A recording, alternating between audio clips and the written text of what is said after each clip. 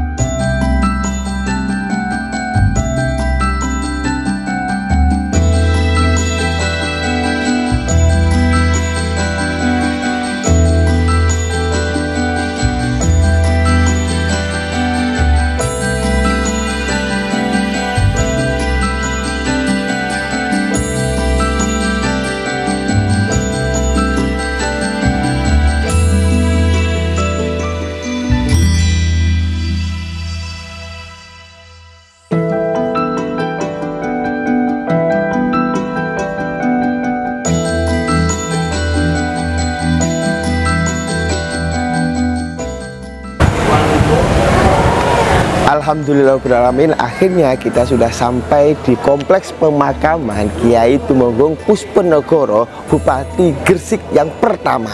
Nah, perlu diketahui bahwa kompleks makam Kiai Tumenggung Pusponegoro bersebelahan langsung dengan makam Syekh Maulana Malik Ibrahim Gresik. Oke, mau tahu sejarah apa saja yang perlu kita ulik di dalam makam beliau? Yuk ikuti kami.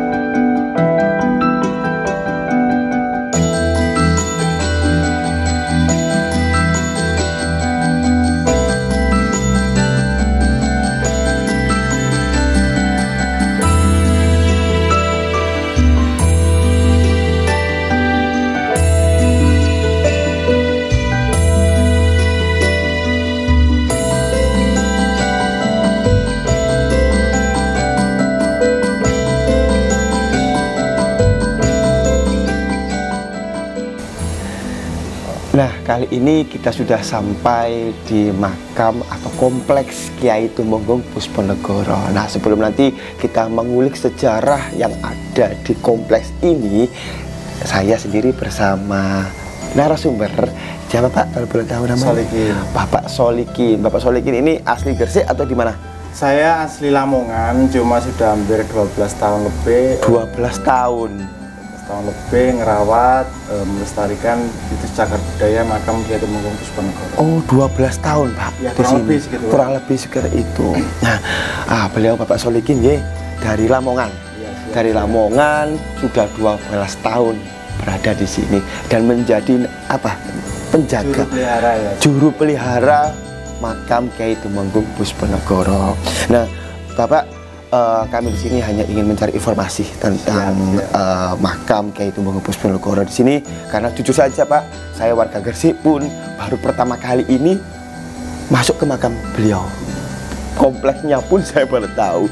Nah Pak, saat perjalanan masuk dari Gapura masuk tadi, saya itu melihat berbagai makam.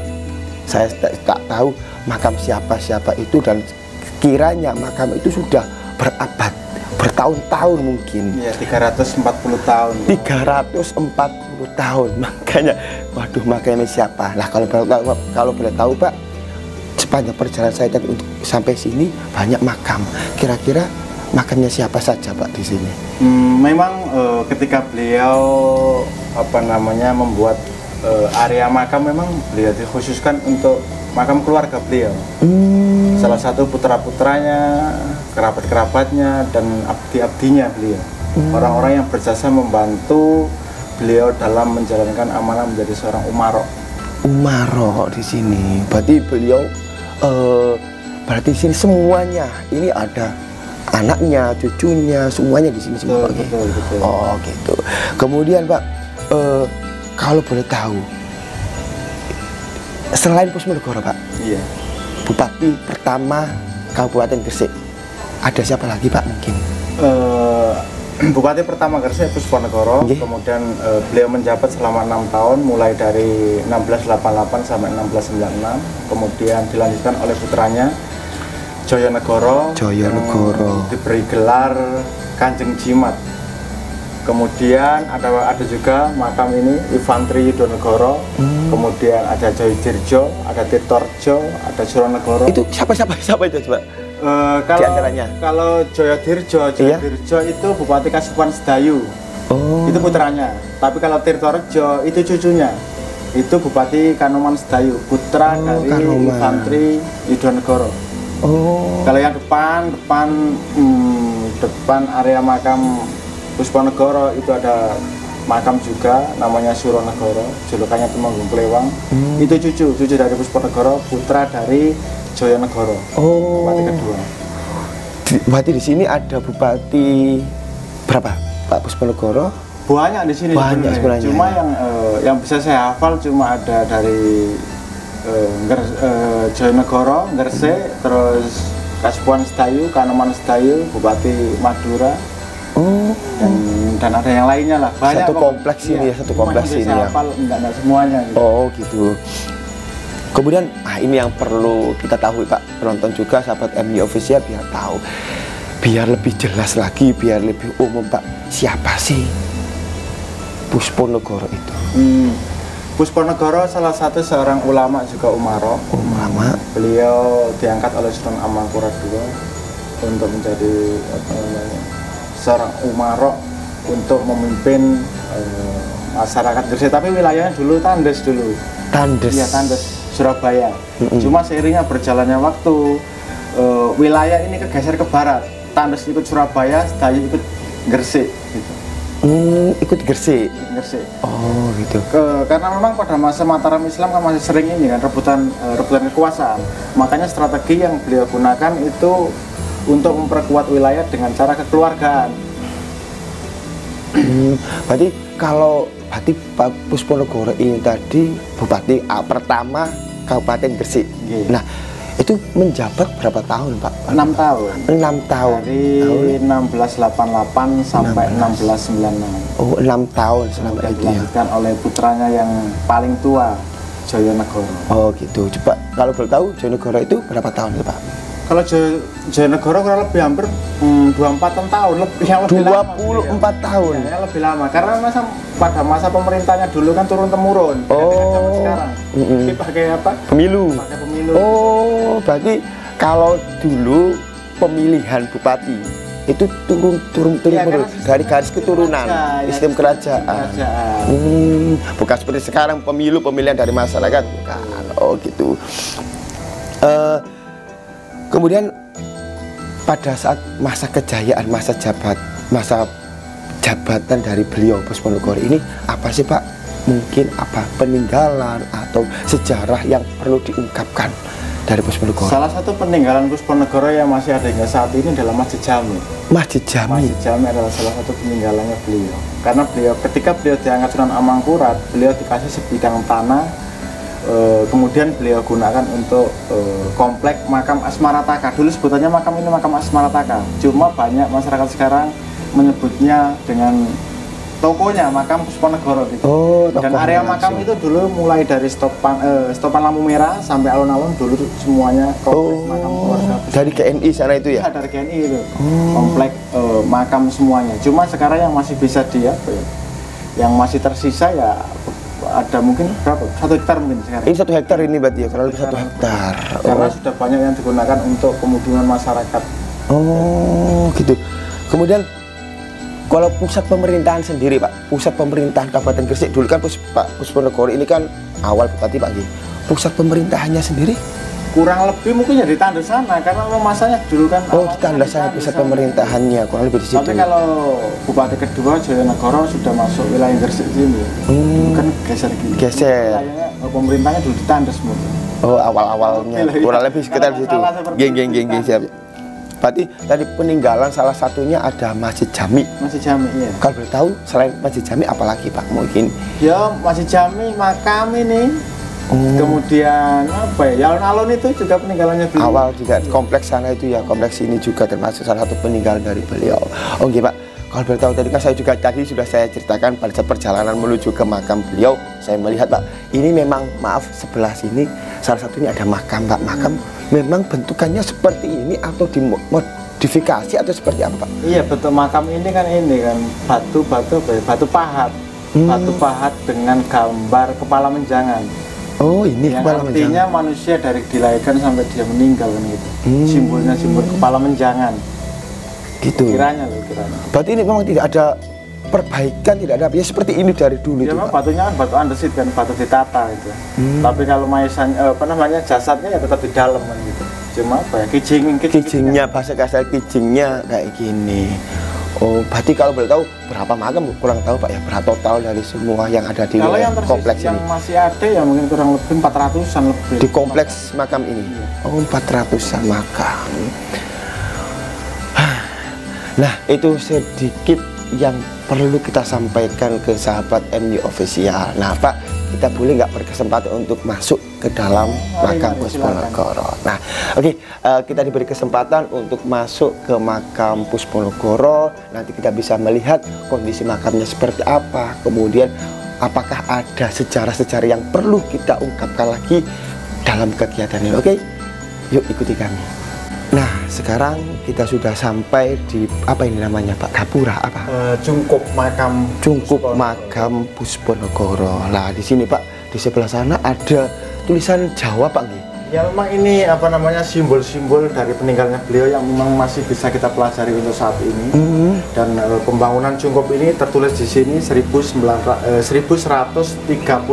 Hijriah. Oh, ya. Ini juga ada simbol-simbol pesan beliau. Pakuburan menika winastani ing asmara teka anggene amangun kok ing awu ing Rasulullah. Apa itu artinya Pak? Sebutan makam ini dulu kan makam Asmarataka. Barang siapa yang datang ke sini membawa rasa cinta sama dengan dia mencintai Allah dan Rasulullah. Oh, ya. Karena memang perjalanan beliau jalurnya jalur mahabbah. Oh gitu. Tarekat beliau salah satu pengamal tarekat Sataria. Kalau ini simbolnya rasa adiyama yang tunggal. Salah satu tugas pemimpin itu rasa adil, maka dia akan menemukan jalan ke Tuhan. Oh, maknanya keadilan. Pahit dengan yang disebut dengan Serat Jati Murti. Kalau sebelah sana tauhid, la ilaha illallah Muhammadur Rasulullah. Subhanallah. Mari masuk. Nggih. Yuk kita masuk. Bismillahirrahmanirrahim. Assalamualaikum. Subhanallah. Makamnya. Nah, ini adalah makam Pusponegoro. Makamnya besar Pak. Ini modelnya memang dari dulu seperti ini atau gimana Pak? Kalau bentuk makamnya memang besar seperti ini, cuma untuk melindungi batunya supaya tidak keropos karena dimakan massa atau hewan-hewan kecil, akhirnya dikasih lapisan dengan semen supaya bisa supaya awet gitu. Awet. Tapi memang ada makna nggak Pak dari makam yang sebesar ini dan sepanjang ini? Makam dibuat besar karena memang jasanya beliau selama memimpin masyarakat dalam mengayomi, dalam membina masyarakat, dalam arti istilahnya jasanya begitu besar lah sehingga dibuat makam ini, buat makam bentuk besar. Oh gitu Pak. Terus kalau misalkan kalau boleh tahu, apakah ada kegiatan khusus yang ada di makam ini? Nggak ada kegiatan, paling ya orang-orang ziarah gitu. Hanya sekedar ziarah-ziarah. Satu tahun sekali diadakan acara hall, kayak kemarin itu acara hall. Itu bertepatan tanggal Beliau kan meninggalnya tanggal 20 Suro kan. Karena memang keluarga besarnya bisa silaturahmi dengan keluarga besar biasanya hari Minggu, makanya kalau 20 Suro bertepatan dengan hari Kamis maka dimajukan menjadi yang diambil hari Minggunya. Gitu. Terus ini Pak, ini kita coba ke sana tadi. Saya sempat melihat ini apakah sekedar batu atau gimana Pak? Ini yang disebut dengan Linggayoni. Linggayoni Ini adalah makna makna orang tua perempuan. Nah, di sini ada sebuah naga itu simbol dari kekuatan, makanya letak kekuatan seorang anak itu berada di wong tuwa wedok, ridho walida. Oh, oke, sampai segitunya maknanya batu. Karena beliau semasa hidupnya pengen dekat dengan orang tua, dengan ibunya. Nah, dan ketika beliau meninggal dibuat satu simbol Linggayoni. Salah satunya ini juga ya. Ini apa Pak? Ini payung. Tapi payung peninggalan beliau. Iya, peninggalan beliau yang sudah lama yang masih. Oh, ini payung. Iya, payung, bukan tombak. Oh, tadi saya kira tombak juga. Ini payung peninggalan beliau. Oh, tapi gini Pak, pernah saya dengar Pak, ada banyak beberapa masyarakat ya, entah masyarakat Batik Gresik sendiri atau masyarakat umum itu yang datang ke sini dengan tujuan dan maksud tertentu. Apakah benar Pak?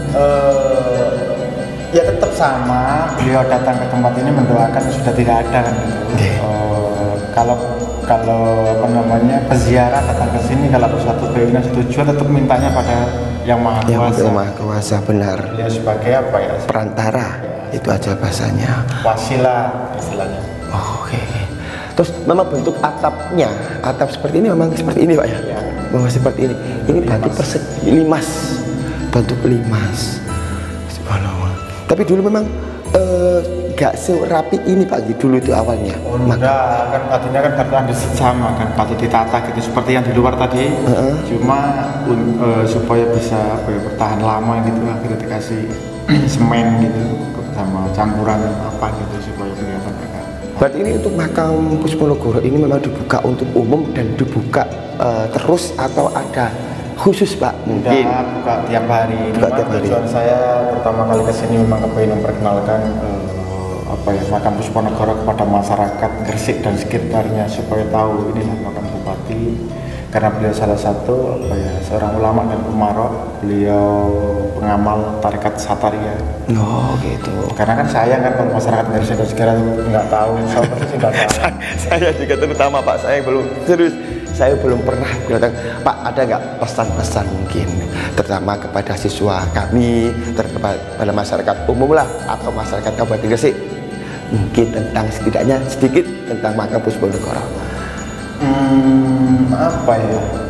Ya itu tadi kalau kita datang ke makam ya kita mendoakan beliau. Yang kedua kita bisa mempelajari simbol-simbol yang ditulis beliau di dinding-dinding makam itu yang bisa kita pelajari. Dan yang paling inti, percaya nggak Pak kalau masyarakat Gresik sendiri belum tahu kalau ini makam Pusponegoro? Tapi alhamdulillah sekarang di tahun 2023 sudah mulai banyak tahu.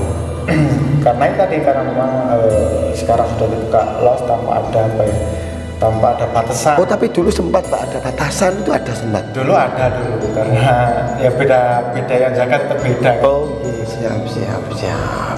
Nah terima kasih Pak atas informasi yang jangan sampaikan. Semoga bermanfaat juga buat sahabat MI Official, bermanfaat juga buat siapa saja yang menonton konten ini.